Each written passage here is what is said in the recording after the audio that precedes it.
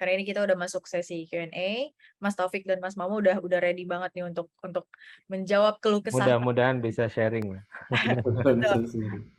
Karena memang data pribadi ini isu yang baru ya di Indonesia ini, undang-undangnya baru, peraturannya baru, juga bisnisnya juga baru beberapa tahun ini berkembang. Jadi memang kita perlu bangun bareng-bareng sih awareness-nya tentang ini.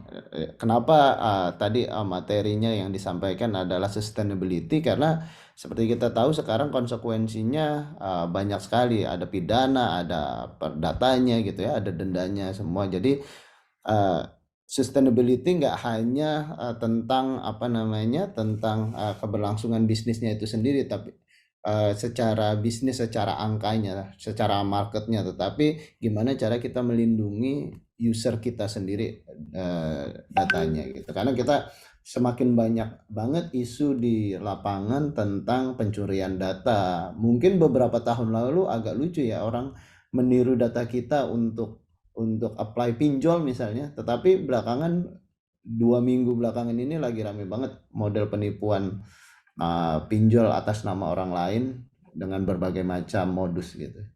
Thank you Mas Momo. Mungkin gini kali ya, teman-teman di sini kan para pelaku, pemilik startup, pemilik perusahaan gitu, yang mana kalau misalkan apa namanya ada registrasi atau mau mendaftar, mereka harus ngasih data gitu ya ke masing-masing startup atau kemana mereka akan mendaftar gitu. Nah, kira-kira tuh apa sih apa ya, kayak semacam ancaman lah ya, ancaman kebocoran data pada saat menyimpan data pengguna secara digital tuh ada atau kayak gimana gitu, Mas? Mungkin saya bantu komen lah, kalau tidak nanti takutnya nggak ngejawab secara utuh ya.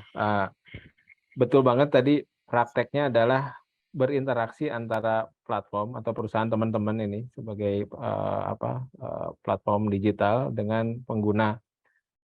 Pada proses interaksi itu ada tentu waktu daftar sebagai siapa, apakah itu petani, apakah itu nelayan, apakah itu pemilik UKM. Itu kan sebagai pemilik platform harus tahu siapa dia itu gitu kan, dan bahkan mungkin lebih jauhnya nanti apakah ada layanan lain yang ditawarkan, layanan finansial, ada bantuan dana atau apa. Dan ketika masuk ke layanan finansial, itu ada peraturan lain yang harus diikuti, peraturan OJK. Ada peraturan namanya KYC atau CDD, Customer Diligence gitu.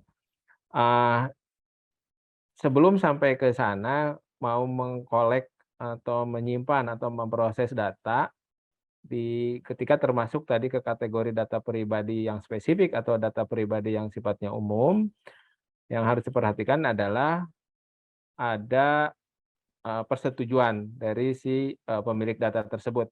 Dalam hal ini pelanggan atau user. Jadi kalau umumnya kan kita lihat ada consent, ada tick mark gitu. Terus itu ada TNC, ada privacy policy gitu. Itu memang semuanya harus ada. Lalu harus eksplisit bahwa data yang diminta apa, untuk dipergunakan dalam proses apa. Itu yang kayak jadi semacam checklist-nya lah, ketika kita mulai mengumpulkan data personal. Tadi kembali lagi, mesti dicek dulu apakah datanya masuk kategori